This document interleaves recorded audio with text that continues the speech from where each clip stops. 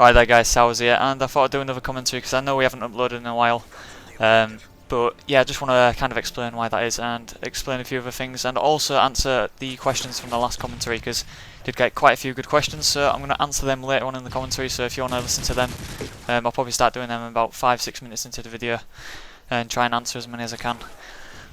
But yeah, obviously since we've come back from my series we haven't played that much whatsoever. I'd say we've played about 4 or 5 nights over the last month since we've been back. But it's just like from next week we are starting to get active. I mean, I did say in the last one that would be active from this week, but we've kind of been busy and people have been out and stuff because it's been the Jubilee and that bank holiday. So that's fair enough. But you know, this week, next week, sorry, we'll be pretty active. I mean, I've started streaming already on Twitch, as some of you might know if you follow me on Twitter. And yeah, we've played a couple of nights already, but we just need to get back into the game a bit. I need to start playing a bit more as well because I'm not quite, you know, back to how I used to be before iSeries. But as we get more active, obviously we'll do a lot better. But yeah, like I say, next week is when we'll be playing back to normal, preparing for the next LANs coming up. But also there's some good online competitions coming up soon. But yeah, if you guys stay tuned to Twitter or just follow my stream on twitch.tv/Sowerz_, because it's HD now. I've got the Blackmagic set up, I've got everything set up, and yeah, I've tested it out and it's really good quality. I've had to lower the quality just a bit because I aren't partnered yet, which when you get a partnership it means you can edit the it means that you have an option as a viewer to change the quality of the video, so like 360p, 480p, 720p, and at the moment I'm doing 720p stream and some people haven't got the connections to handle that. So I'm trying to get a partner so I can do 1080p option and then say 480p, so you know, people with different connections can watch whatever quality suits their connection. But yeah, these online tournaments are the WGL Pro bracket. I don't know what it's called. The WGL, I can't remember what it's called. Sound Blaster, that's it. Sound Blaster sponsored tournament, and I think there's quite a lot of prizes involved with that. I think it's £3,000 worth of like headsets and money and stuff like that. So it's quite an important tournament to say it's just online really. But the teams in that are, well, it's split into 2 groups of 4, and the top 2 from each group go through into the semi-finals, and that's how it will work. So in our group there's obviously us, which is Prophecy. We also have Envy, who are an American team, Envious. You guys might know some of the players from the old teams like 4Player, Stainville, Hastro. Them 3 are like the kind of more in the managerial role of it now. Their current team, I think, is the old Collapse team, but with Proofy now, which is Proofy, Karma, and I can't remember the other 2. I think it's 2 Quick and somebody else. So I think because Collapse and Optic are known to be dominating the US scene, I'm pretty sure Envy have changed their squad again, and now they've kind of picked a few of the Collapse players up. So that's their team. That's going to be a really strong team for us to play against.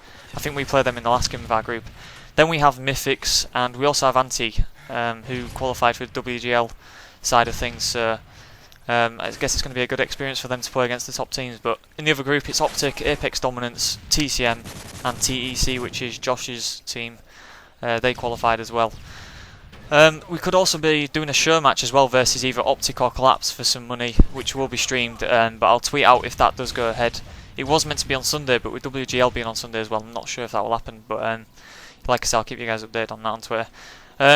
Also, just want to quickly say before I go into the questions and things like that, I did watch the Black Ops 2 reveal of the single player gameplay, and a lot of people did react to it like, oh, this game's going to be so bad, I'm going to go play Halo, I'm going to play Gears or whatever, I'm going to sell my Xbox. But I say this every year, you cannot judge a Call of Duty off single player whatsoever, because if you look at any of the, if you go back now and look at Modern Warfare 2, COD 4, any of the single player trailers, it looks like a nightmare.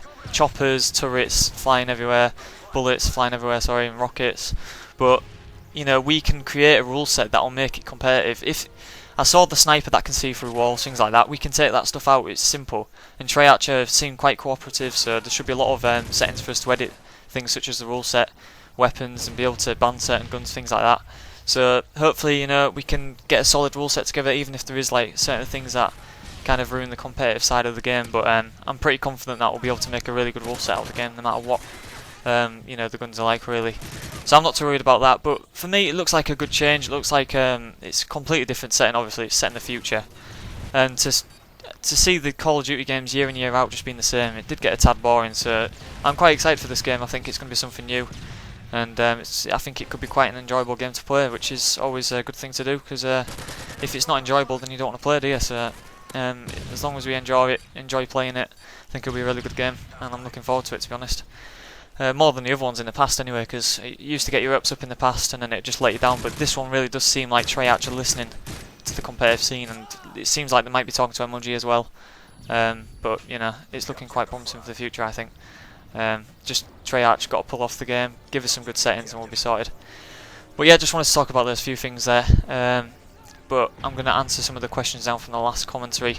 And I did say in the last one, you know, send your questions in, I'll answer all the, you know, the decent questions that are quite meaningful, and pretty much most of the questions were pretty good. So I'll go ahead answering a few of them. Let me just look here. The first question came from Mini Johnny B, and he asked, he basically said, I get this a lot, and I do say it in some of the past commentaries, but obviously not everybody sees them. He said the screen seems to shake a lot during the gameplay, and he says he doesn't know whether it's theatre or just like the screen's broke or what. He notices other players like Rambo do it. Why is this, and is it helpful? I mean, the reason in theatre it looks really weird, commentators get mixed up a lot, I've noticed, like, because whenever I've seen a commentator watching my gameplay, or people that do this thing that I do, where you spin the analog really quick, it's just like, it's just a little habit in a way, just to keep your finger warm kind of thing, your thumb warm, sorry. And on theatre, what it does on theatre is it blends frames together, so when you're playing, it's 60 frames per second on your screen. But in theatre, it takes, say, 4 frames a second and blends those frames together. So when you do the spinning effect, it's kind of in a diamond shape, the spinning effect, so it looks like the screen's shaking. I don't know if you'll understand what I've just said there, but, you know, hopefully some of you did. But that's why it looks really weird in theatre when I spin my analog, because basically the game doesn't pick up all the frames, obviously.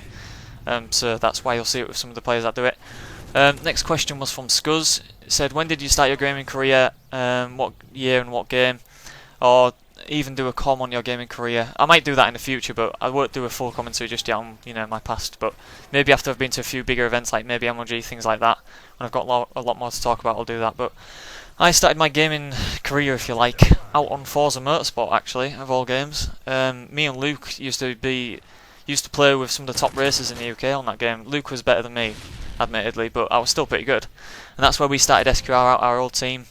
And then I played Halo 3 with a lot of players online.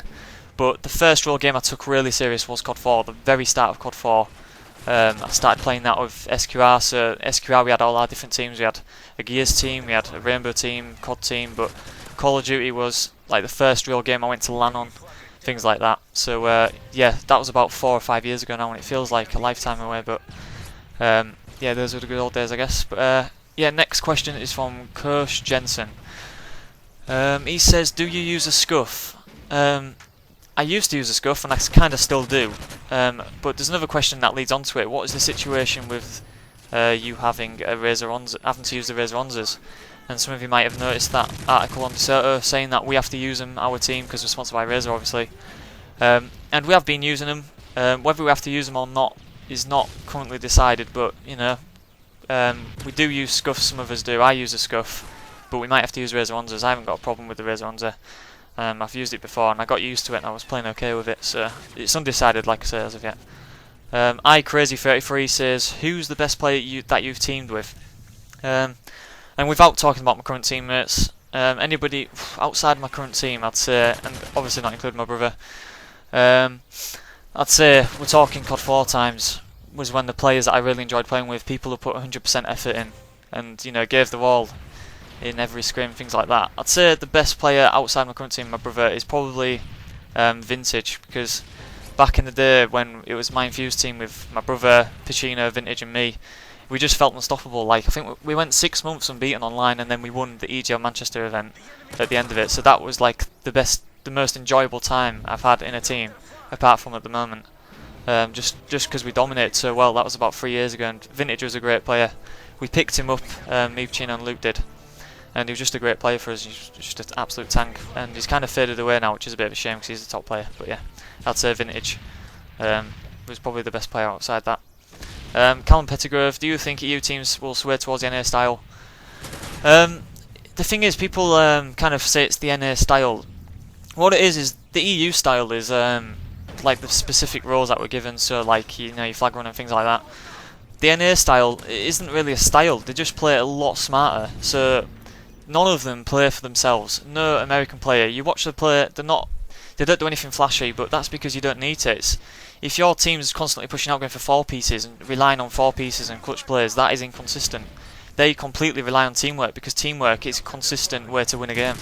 So if your teamwork is insane, if you win a game because of your teamwork, that is a deserved win. If you win a game because you've got 3 pieces and 4 pieces clutching every flag, you're doing that based off the moment, spare of the moment things. That's not a consistent way to be playing. And you can tell NA players just completely play for each other. They wait for each other, they push together. And yeah, European teams are trying to copy that, we're trying to copy that, and hopefully we can before the next event when they come over. I haven't got much time in this video, so I'll answer one more question. What is the... So somebody's asked about, do I ever plan on leaving Prophecy? Not really. The last event we went to, we won. So, you know, things are going good for us. I'm having a great time. Got a great team and a great bunch of guys, good managers. Don't see myself leaving Prophecy at all, really. I mean, I'd say we all get on really well, and we're playing pretty well, obviously. Good results so far. So he also says, do I suggest going to EGL 7 with a team you have been with for 2 months, or get LAN XP, or wait till EGL 8 and place much better? I think your first LAN, it's a vital one to go to no matter what. Just go to your first LAN, because the LAN experience will help you in the long run. It doesn't matter where you place at your first LAN at all. I wouldn't take it too seriously. Even if you go to watch, you get used to the atmosphere, you get used to what's going on around you, and you kind of get a sense of what it's going to be like before you do jump into a team. So I'd definitely say don't hang around, go straight to your first event, and you'll get hooked. Everybody gets hooked to LAN. You go to your first LAN and you want to go to another one. So trust me, you will not regret going to a LAN. I wouldn't wait around at all. It's only going to halt your progress no matter what. Even if you wait for the next event and place better, it's still going to halt your progress, I think. But yeah, I'm going to stop that there, guys. Also, I'm going to quickly say, because I got a few questions as well, like inbox questions about my sensitivity and things like that. Free sensitivity, I put on tactical and no vibration, so there you go for that one. But yeah, I'm going to end it there now, guys. Follow me on Twitter, @Sowerz, because I'll be tweeting out my stream on Twitch TV /Sowerz_. So make sure you stay tuned to them too. Post any questions below and I'll answer them in the next one as well. I know I've gone a bit overboard in the video, but yeah, hopefully you guys enjoyed me answering the questions. Please drop it a like if you enjoyed it, and I will see you next time. Thanks for watching.